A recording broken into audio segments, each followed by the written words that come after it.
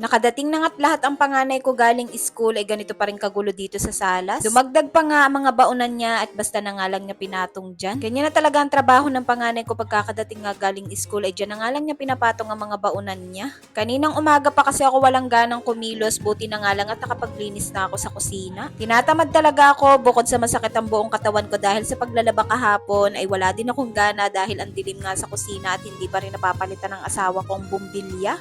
Hindi naman ganun kadilim pero nadidiliman pa rin ako at talaga namang nakakatamad kumilos kapag ganung madilim. Sa kusina lang naman madilim pero nadamay nga dito sa salas at hindi pa nga ako nakakapaglinis dito. Inisod ko na nga itong mga sofa, wawalisan ko lang sana ang likod niyan kaso naisipan ko na nga lang vacuumin dahil buhay din ang ceiling fan dito sa labas at pili pa rin din naman ng mga yan kaya binacuum ko na nga lang. Para masimot na nga din pati mga alikabok at pati na din mga buhok dahil marami na namang patak na buhok dito. Ito nga, tagpapagpag na nga ako ng paa dahil kumakapit na nga sa talampakan ko mga alikabok. Hindi naman kalakihan itong tinitirhan naming bahay pero nag-invest na nga ako nitong vacuum dahil mas maganda nga kapag may vacuum dito sa bahay. Dahil kahit kasulok-sulukan nga ay malilinisan mo talaga kapag may vacuum ka at masisimot talaga ang mga dumi. Ang ganda nga nitong gamit kong vacuum dahil napakalakas talaga ng suction niya at ginagamit ko nga din siya sa mga higaan namin pati na din sa sofa.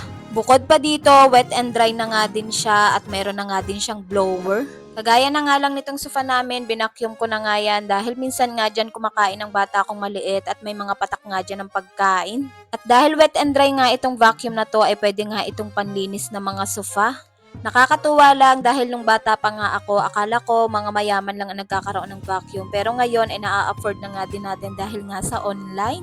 Buti na lang talaga at nauso na nga ang online shopping ngayon dahil mas nakakamura nga tayo kung sa online nga tayo bibili. Nang malinisan ko na nga ang mga sofa, inilinisan ko naman itong lamesa namin. Pinunasan ko na nga din ang ibabaw ng TV dahil madami na nga ding alikabok.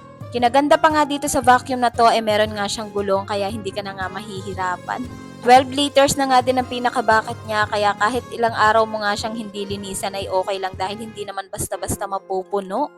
Pati nga itong ceiling pa namin na hindi ko nga maabot ay vacuum ko na din dahil ang dumi na nga din. Baka mamaya sa pagkain na namin pumupunta yung mga dumi na yan. At eto nga, tingnan nyo naman ang mga nakuha kong dumi dito pa lang sa salas. Pero ginamit nga yan ang hipag ko kagabi, siguro sa kanya ang iba dyan. Char. Akalain mo yon kahit araw-araw naglilinis at nagwawalis meron pa rin talagang mga naiiwan. At syempre ang nagpapakilig sa akin at nagpapatanggal ng pagod, eto nga mga parcel. Naisipan ko nga lang bumili nitong pang mold, wala lang kapag naisipan ko lang gumawa ng dessert kagaya na nga lang ng leche flan. Tapos binilhan ko nga ang asawa ko ng mga panjama na pang trabaho dahil butas-butas na nga ang mga panjama niya. Baka bet nyo din ang mga ganitong panjama, unisex na nga din yan at napakaganda nga ng tela niyan. At eto nga ang pinakalas ay ang padala sa akin ng seller. Eto nga ang ikinaganda kapag content creator tayo tapos nag-a-affiliate tayo.